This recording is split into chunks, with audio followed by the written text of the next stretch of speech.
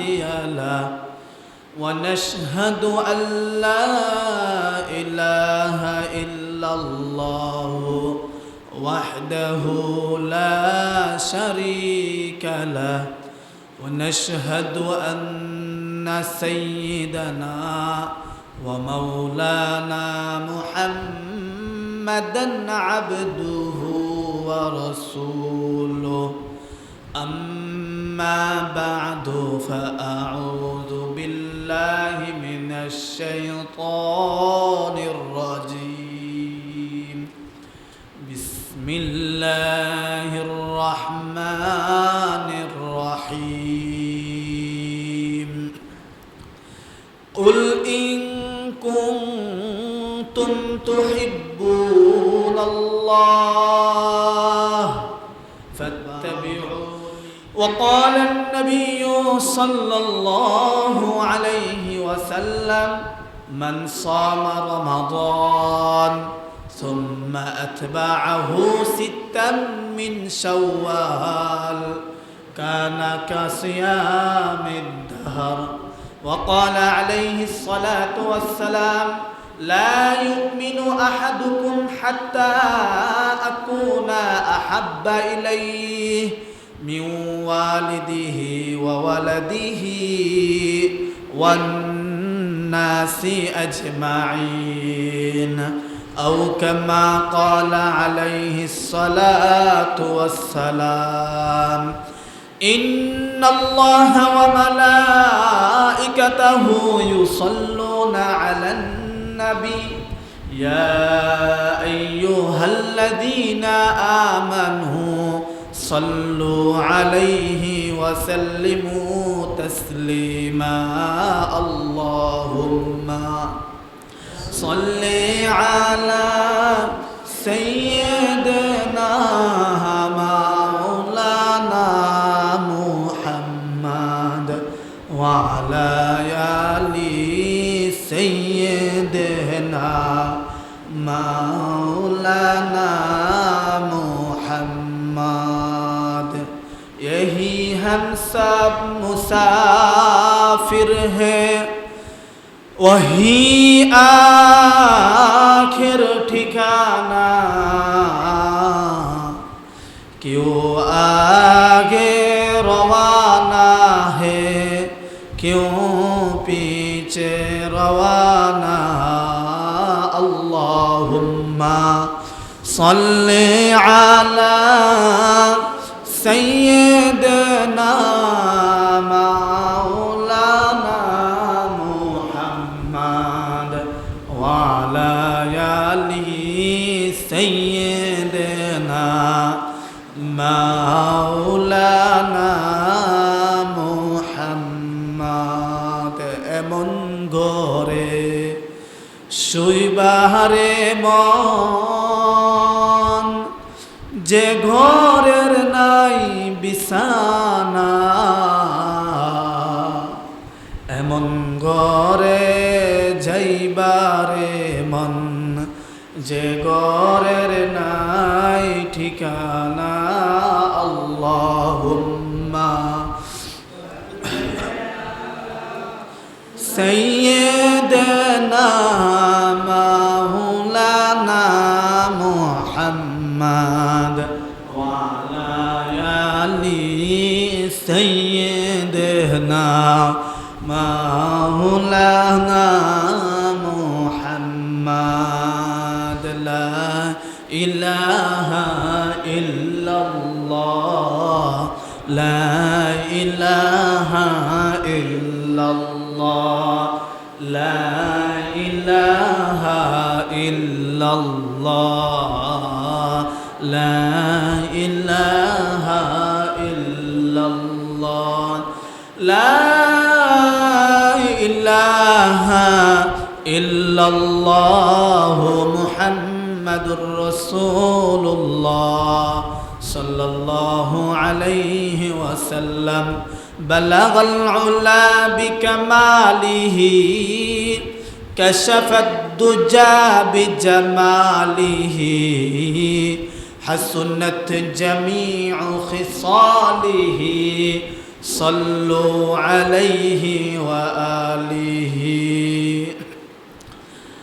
আলহামদুলিল্লাহ, আল্লাহ পাকের অশেষ নিয়ামত যে আল্লাহ পাক রব্বুল আলামিন আমাদের সবাইকে পবিত্র মাহে রমজান সিয়াম সাধনার পর শাওয়াল মাসের প্রথম জুমাতে পবিত্র মসজিদে আসার বসার তৌফিক দান করেছেন। এজন্য মালিকের দরবারে দিল উজাড় করে সেই মালিকের শুকরিয়া আদায় করে নেই। সকলে বলে আলহামদুলিল্লাহ।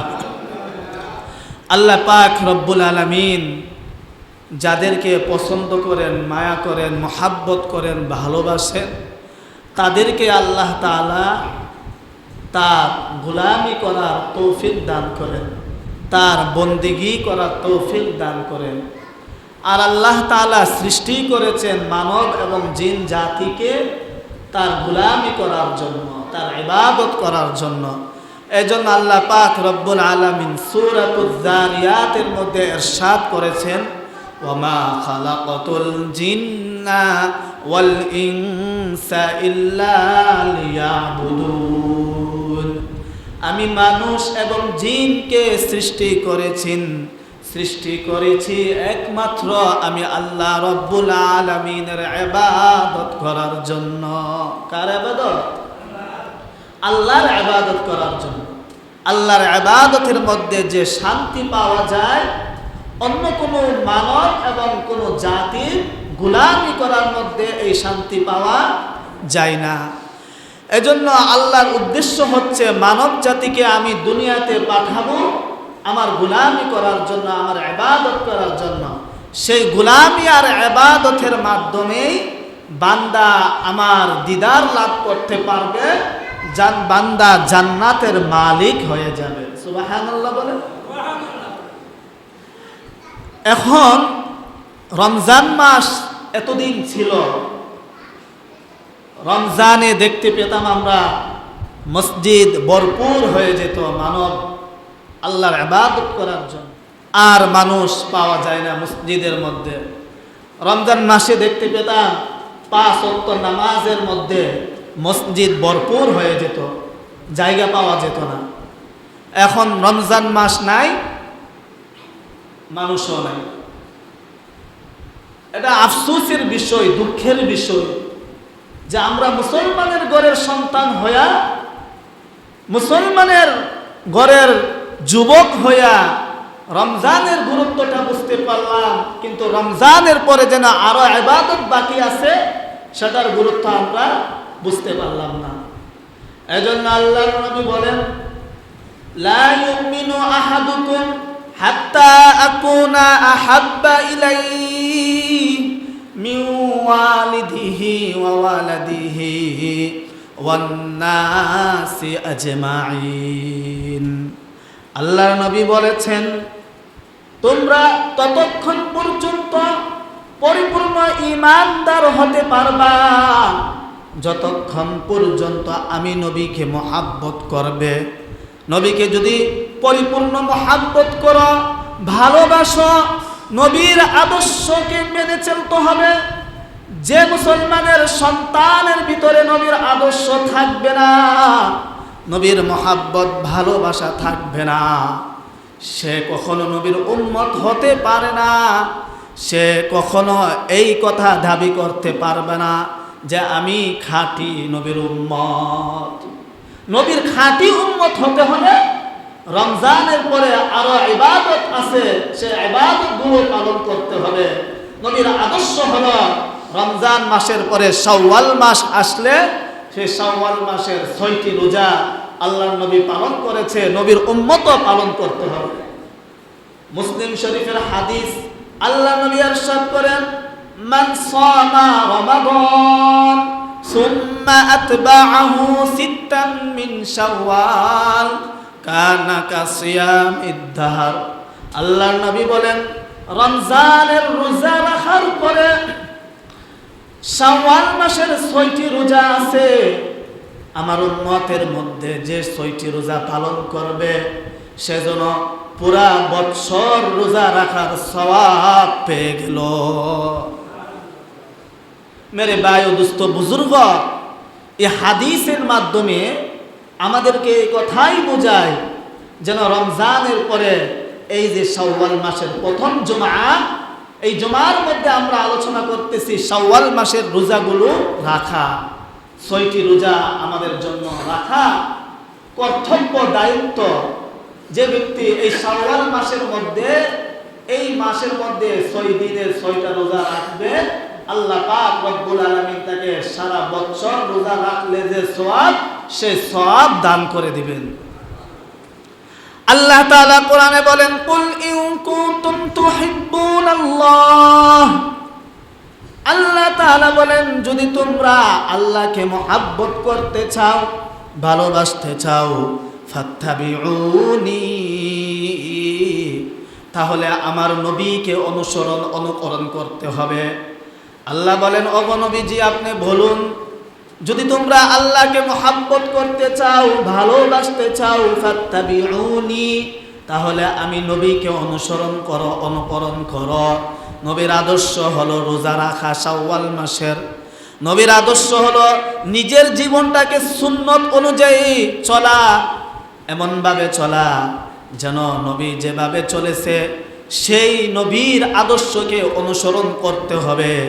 নবীর আদর্শকে অনুসরণ করার মাধ্যমেই জান্নাত পাওয়া যাবে। তারপরে আল্লাহ তাআলা বলেন, ইউহিব্বুকুমুল্লাহ, আমি নবীকে যারা অনুসরণ করবে, আমার নবীকে, আমি আল্লাহ তাদেরকে ভালোবাসবো, মহব্বত করব।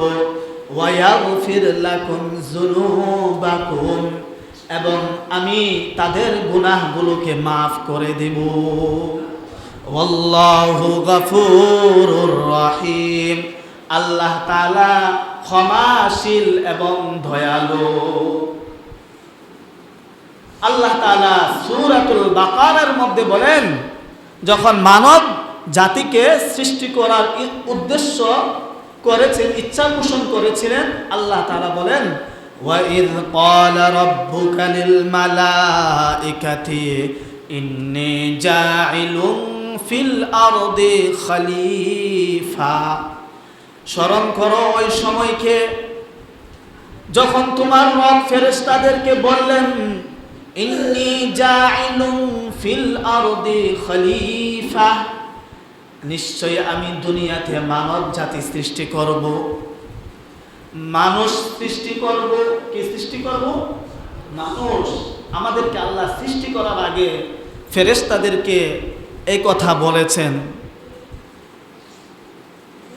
ইন্নী জাইলুন ফিল আরদি খলিফা قالوا أتجعل من يفسد فيها ويسفك الدماء।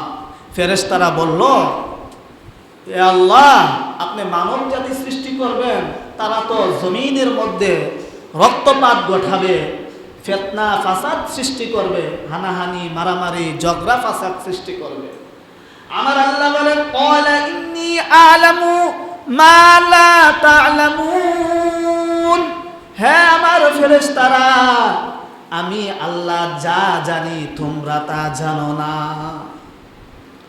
আমি দুনিয়াতে মানুষ সৃষ্টি করব, এটা আমার উদ্দেশ্য, আমার ইচ্ছা। তোমাদের কাছ থেকে পরামর্শ নিলাম এই জন্য যেন তোমরা কি বলতে পারো তা জানার জন্য। আমি আল্লাহ আগেই জানি যে তোমরা কি বলবে, তারপরও আমি কি করলাম, তোমাদের কাছ থেকে পরামর্শ নিয়েছি। এটা আল্লাহ তাআলার একটা হুকুম যে কোনো জিনিস কোনো মানুষ যদি করে তাহলে মই মুরব্বীদের কাছ থেকে, ভালো মানুষের কাছ থেকে পরামর্শ নেওয়া এটা আদব। এজন্য আল্লাহ তাআলা ফেরেশতাদের কাছ থেকে পরামর্শ নিলেন, কথা শুনলেন তাদের, তারা কি বলে। এরপরে আল্লাহ তাআলা দেখলেন তারা বলতেছে যে মানব যদি সৃষ্টি করেন তাহলে তো তারা ফিতনা ফাসাদ ঝগড়া হানাহানি মারামারি রক্তপাত ঘটাবে। আমার আল্লাহ বলেন, আমি যা জানি তোমরা তা জানো না।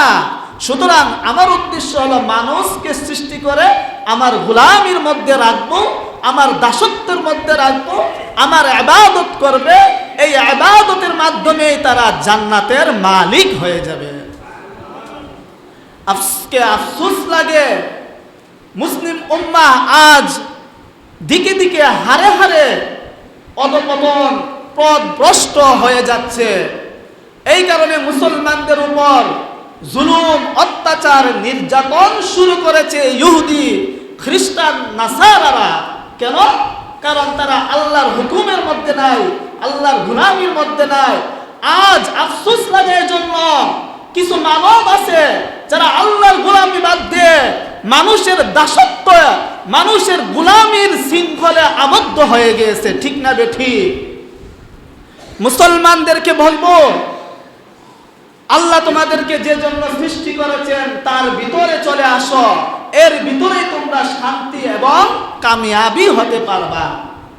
পৃথিবীতে কোনো মানুষ জীবিত থাকবে না, সবাইকে মৃত্যুবরণ করতে হবে, সবাইকে 3.5 হাত মাটির ঘরে যেতে হবে। আমার আল্লাহ বলেন, কুল্লু নাফসিন যায়িকাতুল মাউত সুম্মা ইলাইনা তুরজাউন। প্রতিটি মানব জাতিকে মৃত্যুর স্বাদ আস্বাদন করতে হবে, কেউ মৃত্যুর হাত থেকে রেহাই পাবে না। এবার চিন্তা করে দেখুন, আমাদের পূর্বপুরুষরা যারা ছিল, আমাদের বাপ দাদারা যারা ছিল, আমাদের মা বোন যারা ছিল, তারা আজকে দুনিয়াতে নাই। একদিন আমাদেরকে ওই দুনিয়া ছেড়ে চলে যেতে হবে, আমরাও কবরের বাসিন্দা হয়ে যাব। এজন্য কবরের বাসিন্দা হওয়ার আগে আগে কবরের মাল সামানাগুলো তৈয়ার করতে হবে। কবরের মাল সামানা হলো 5 ওয়াক্ত নামাজ পড়া, আল্লাহর হুকুমগুলো অক্ষরে অক্ষরে পালন করা, নবীর আদর্শ, নবীর তরিকা মতে জীবনটাকে পরিচালনা করা, আল্লাহর হুকুম রোজা রাখা, আল্লাহর হুকুম হজ করা, আল্লাহর হুকুম হলো যাকাত দেওয়া, আল্লাহর হুকুম হলো ঈমানটাকে পরিপূর্ণ করে কবরে যাওয়া। কবরের মধ্যে আমরা যাব, কি জবাব দিব? আমাদেরকে যখন বলা হবে মা রব্বুকা, তোমার রবকে, ওমা দীনুকা, তোমার ধর্ম কি, ওমান নাবিয়ুকা, তোমার নবী কে, তখন যারা বেঈমান থাকবে তারা লা জবাব হয়ে যাবে, তারা বলবে কিছুই জানি না, হাই আফসোস। তখন আফসোস করলেও কাজে আসবে না। কবরের জীবনটাই হলো আমাদের জন্য আসল জীবন, আর দুনিয়াটার জীবন যেটা, এটা কিছুক্ষণ ক্ষণস্থায়ী জীবন, চিরস্থায়ী নয়। এজন্য আল্লাহ বলেন, ইল্লাল্লাযীনা আমানু ওয়া আমিলুস সালিহাত ওয়া তাওয়াসাউ বিল হক ওয়া তাওয়াসাউ বিস সবর। আল্লাহ সূরাতুল আসরের মধ্যে ইরশাদ করেন, ওয়াল আসর, আসরের কসম খেলাম। আসরের কসম করেছে এমন একটা সময় আল্লাহর কাছে গুরুত্ব, এই সময়টা আল্লাহ তাআলা কসম খেয়েছেন, ইন্নাল ইনসানা লাফি খুসর, নিশ্চয় সমস্ত মানব জাতি ক্ষতিগ্রস্তের মধ্যে রয়েছে। ইল্লাল্লাযীনা, আবার এখানে আল্লাহ ইল্লা শব্দ বসাইয়া দিছেন, ইল্লা শব্দ যোগ করেছেন। আল্লাহ বলেন, তবে 4 শ্রেণীর মানুষ ক্ষতিগ্রস্তের মধ্যে নাই। এক শ্রেণীর মানুষ হলো ইল্লাল্লাযীনা আমানু, যারা ঈমান এনেছে। কি এনেছে? ঈমান এনেছে, কালিমা পড়েছে, মুসলমান হয়েছে। তারা কিসের মধ্যে নাই? ক্ষতিগ্রস্তের মধ্যে নাই, তারা বিপদের মধ্যে নাই।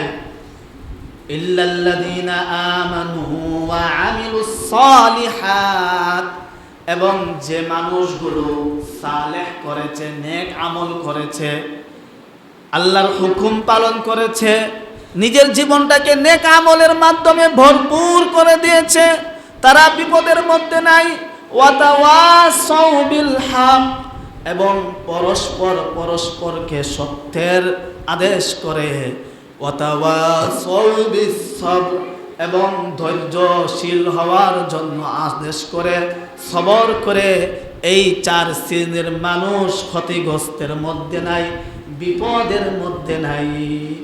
আল্লাহ তাআলা এক আয়াতে বলেন, ইন্নাল্লাযীনা আমানু ওয়া আমিলুস সালিহাত উলাইকা হুম খায়রুল বারিয়া, নিশ্চয় যারা আমল করেছে, ঈমান এনেছে, তারাই হলো সর্বশ্রেষ্ঠ জাতি, তারাই হলো আশরাফুল মাখলুকাত। জাযাউহুম ইনদা রাব্বিহিম জান্নাতু আদনিন তাজরি মিন তাহতিহাল আনহার খালিদিনা ফিহা আবাদা। তাদের প্রতিদান হলো জান্নাত, এমন জান্নাত যে জান্নাতের তলদেশ দিয়ে নহর সমূহ, নদীমালাগুলো প্রবাহিত হয়। খালিদিনা ফিহা আবাদা, তারা সেই জান্নাতের মধ্যে চিরকাল থাকবে, অনন্তকাল থাকবে। এই জান্নাত থেকে কখনো তারা বের হবে না। একমাত্র সেই জান্নাতের সার্টিফিকেট যাদেরকে আল্লাহ দিয়েছেন তারা হলো নবীর যুগের সেই সাহাবায়ে কেরাম রাদিয়াল্লাহু তাআলা আনহুম, যারা নবীর পরশ থেকে নিজেদের জীবনকে আখিরাতমুখী করতে পেরেছে, জান্নাতকে কিনে নিতে পারছে, তারাই সফল হয়েছে।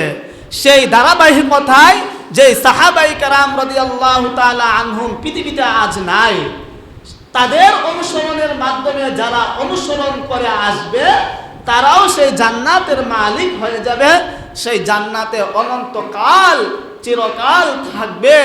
এজন্য মেরে ভাই ও দুস্থ বুজুর্গ, আমার সর্বশেষ যে কথাটা সেটা হলো যেন আমরা আল্লাহর হুকুম থেকে বিন্দু মাত্র পিছপা না হই, আল্লাহর হুকুম যেন না ছেড়ে দেই। এজন্য আমার শেষ কথা হলো যেন আমরা আমাদের নিজেদের জীবনটাকে কোরআন হাদিস মোতাবেক গড়তে পারি, উলামায়ে কেরামদের মাধ্যমে পরামর্শ নিয়ে নিজেদের জীবনটাকে আখিরাতমুখী করার আল্লাহ তাআলা আমাদেরকে তৌফিক দান করেন।